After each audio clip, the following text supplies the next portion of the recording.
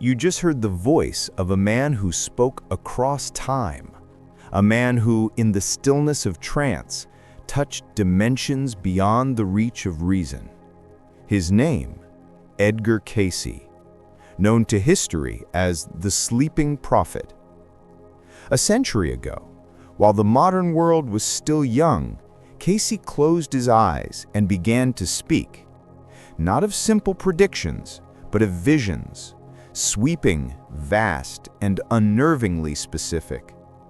He saw the reshaping of continents, the breaking of nations, and the rebirth of consciousness itself. But hidden beneath all the sensational headlines and doomsday interpretations is something few have dared to explore. Because Cayce's true prophecy for America is not what you think. This is not about destruction for destruction's sake. It is not about fire falling from the sky or cities swallowed by the sea, though he saw those things too. This is about a reckoning of spirit, a test of the nation's soul. And if Cayce was right, that test has already begun. Welcome to the Sleeping Prophet Archives. Here, we go beyond the superficial retelling of prophecies. We go to the source, the trance readings themselves, and uncover the message hidden within the message. Tonight, we dive into one of Cayce's most misunderstood revelations, the vision he gave not just for the future of America, but for her purpose in the unfolding plan of humanity. He spoke of a time when the land of liberty would stand at a crossroads, when material wealth would reach its zenith, and spiritual poverty would quietly hollow out its foundations. He warned that the shaking of the ground would only mirror the shaking of the national conscience. He saw that the real crisis, the real prophecy, would be one not of collapse, but of choice. And so tonight, we peel back the layers. The earthquakes, the floods, the civil unrest, they are only symbols. They are the outer shell of an inner transformation. Because what Cayce saw was not the end of America. He saw the awakening of America. A nation reborn not through destruction, but through purification. The question is, can we survive the transition? When Edgar Cayce spoke of America's future, he began not with politics or power, but with the earth itself. He described a trembling, a movement beneath our feet, as if the land were alive and shifting in response to something deeper. He saw waters rising where there had been land, and land emerging where there had been sea. He spoke of coastlines redrawn overnight, of cities vanishing beneath the waves, and of new continents awakening from the depths. In one trance reading, Cayce declared, "The earth will be broken in many places, and new lands shall appear in the Atlantic and the Pacific." It sounded apocalyptic, even impossible. But to Cayce, this wasn't random destruction, it was correction. He said the planet itself is a living consciousness, and when humanity falls out of harmony with natural and spiritual law, the earth mirrors that imbalance. Its quakes and storms are the outer expression of our inner turbulence. He warned that the West Coast would fracture first, that the Central Plains would split and form an inland sea, and that the very heartland of America, the Mississippi, would become the fault line of destiny. Yet he also spoke of new lands rising near Virginia Beach, where he founded the Association for Research and Enlightenment, a place he believed would become a beacon for the world. To most, these prophecies sound like geological doom, but to those who listened closely, Cayce was using the language of the earth to describe the evolution of the human spirit. When he said the land would shift, he meant the foundations of civilization would shift. When he said the coastlines would vanish, he meant that what we cling to, Our borders, our divisions, our illusions of permanence would be swept away.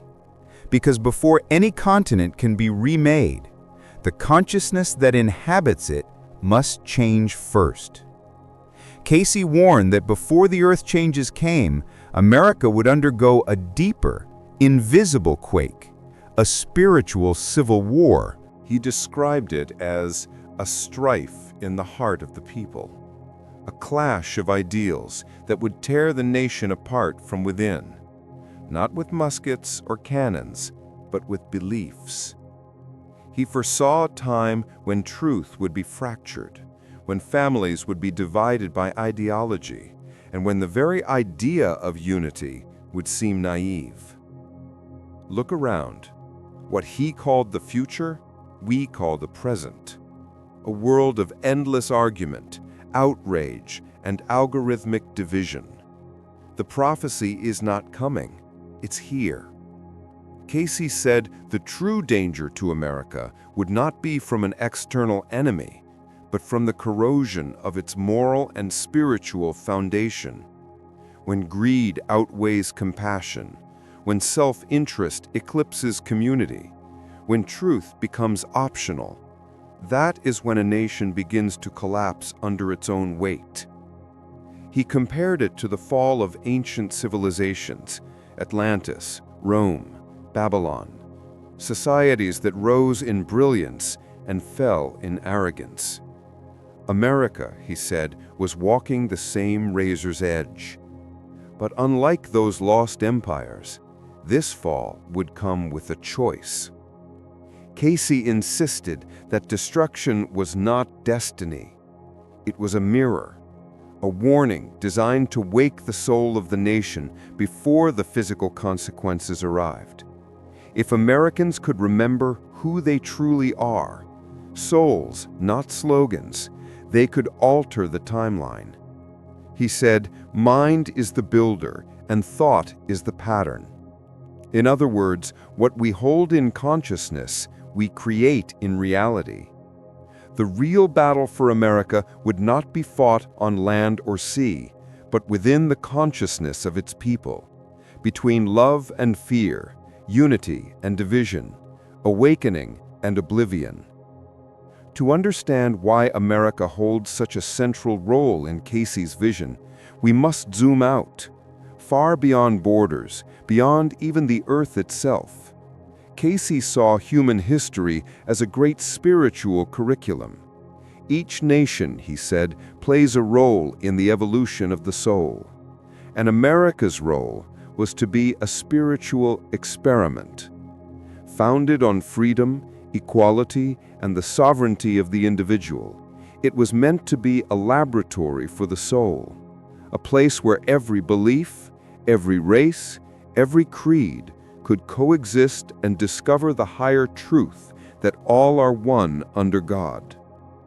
But as the centuries passed, that sacred purpose was buried beneath material ambition. The experiment drifted off course. We built towers instead of temples, machines instead of meaning, and forgot that freedom is not just a political ideal, it is a spiritual law. So when Cayce spoke of cataclysms, he was describing the rebalancing of that divine equation. The physical upheavals were symbols of a deeper purification.